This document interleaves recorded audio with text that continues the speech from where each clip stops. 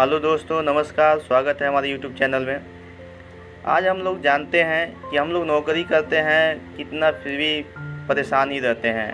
कभी हम लोग को गुजारा उसमें पूरा होता नहीं है। कभी ये ज़रूरतें नहीं होती है, कभी वो ज़रूरतें आ जाती हैं, कभी ये नहीं है, कभी वो नहीं है। मतलब जो भी हम लोग कमाते हैं कुछ उसमें सेविंग हो नहीं पाता है नौकरी करने में।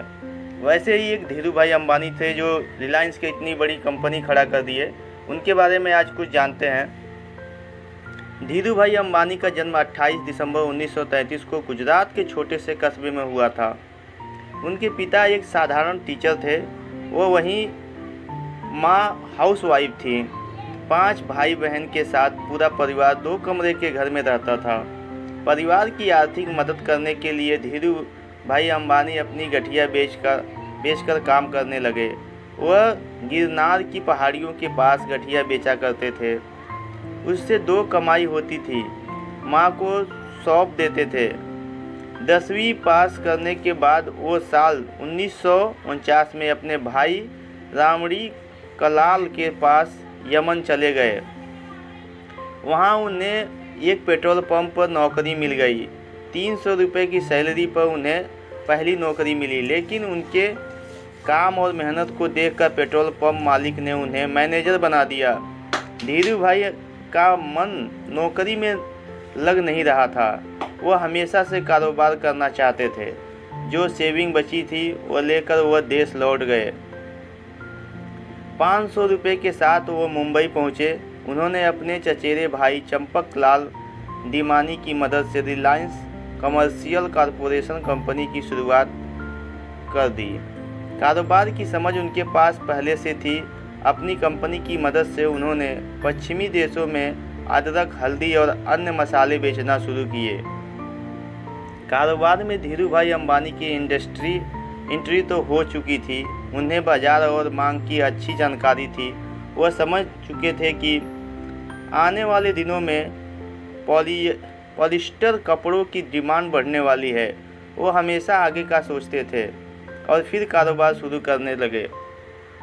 धीरू भाई अंबानी के भीतर कारोबार की कितनी कुशलता और समझ थी, इसका अंदाज़ा इस बात से लगा सकते हैं कि उन्होंने अरब के एक शेख को मिट्टी बेचकर कमाई कर ली। अरब के शेख को अपने बगीचे में गुलाब के फूल चाहिए थे, इसलिए उन्हें खास मिट्टी की ज़रूरत थी। जैसे ही यह बात धीरू भाई अंबानी को पता चली, उन्होंने शेख के लिए भारत से मिट्टी भिजवा दी। इसके बदले शेख ने उन्हें मुँह मांगी कीमत दी।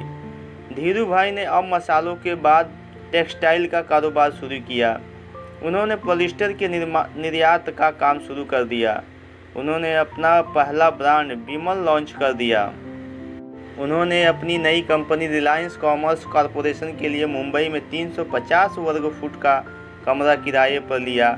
ऑफिस में एक मेज, 3 कुर्सी, राइटिंग पैड के साथ काम शुरू किया। साल 1966 में उन्होंने गुजरात के अहमदाबाद में एक कपड़ा मिल की शुरुआत की, जिसका नाम रिलायंस टेक्सटाइल रखा। धीरे धीरे उन्होंने प्लास्टिक, मैग्नीज, पेट्रोकेमिकल, बिजली उत्पादन का कारोबार शुरू किया। काम के मुकाबले जगह कम पड़ने लगी थी। उन्होंने मुंबई में बड़ा ऑफिस ले लिया। कारोबार शुरुआती दौर में था, इसलिए उन्हें 14-15 घंटे का काम करना पड़ता था, लेकिन जितना भी वक्त मिलता था वह परिवार के साथ बिताते थे। उन्हें न तो पार्टी करना पसंद था और ना ही घूमना फिरना। काम के बाद का सारा वक्त वो परिवार को देते थे। उन्होंने अपनी कंपनी का नाम 3 बार बदला और साल 1977 में जाकर फाइनल तौर पर रिलायंस इंडस्ट्रीज रखा। साल 1977 में उन्होंने भारत का पहला IPO लाने का फैसला किया। धीरू भाई अंबानी रिस्क देने के माहिर थे। मजबूत व्यक्तित्व वाले धीरू भाई अंबानी पैसे से पैसा बनाने लगे। शेयर बाजार की उन्हें अच्छी समझ थी। रिलायंस पहली ऐसी कंपनी थी जिनकी एनुअल मीटिंग के लिए स्टेडियम बुक करवाना पड़ा। धीरू भाई के भरोसे के दम पर कंपनी लगातार बढ़ती चली गई। 6 जुलाई 2002 में उनका मृत्यु हो गया। उनके जाने के बाद मुकेश अंबानी और अनिल अंबानी ने रिलायंस इंडस्ट्री का बंटवारा हो गया। ये थी धीरू भाई अंबानी की कहानी, जो कितने भी गरीब होते हुए भी अपने भरोसे के दम पे, अपने मेहनत के दम पे शिखर तक पहुंचा दिया रिलायंस इंडस्ट्री को, जिसके हम लोग जियो भी चलाते हैं, वो धीरू भाई अंबानी का ही है। तो हम लोग भाई कभी ज़िंदगी में हार ना माने, अपने लगातार लड़ते रहें, कितना भी मुश्किल क्यों ना हो, लेकिन अपना प्रयास जारी रखें, हार ना माने। ये इनकी जीवनी है। तो चलिए हम आज ये कहानी को समाप्त करते हैं। जय श्री कृष्णा।